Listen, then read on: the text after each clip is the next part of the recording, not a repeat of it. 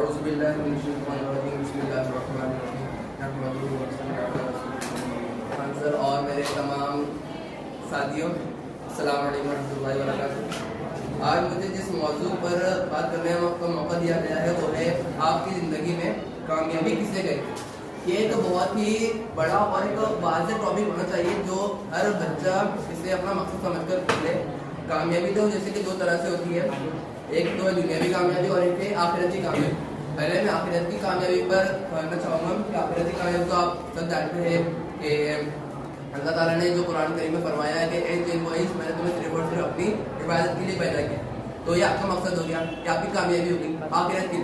دنیاوی زندگی سے کامیابی نہ ہی پیسہ کمانا ہے نہ ہی شہرت کمانا ہے.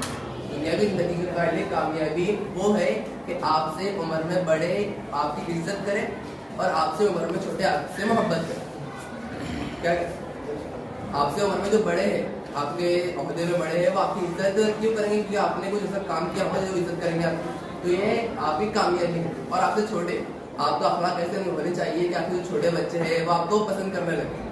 یہ میرے نزدیک کامیابی ہے اور یہ ایک بہت ہی بڑا ٹاپک ہے, لیکن میں میری بات سمیٹتے ہوئے بس الوداع کہنا چاہوں گا کہ میرے نزدیک تو کامیابی ہے.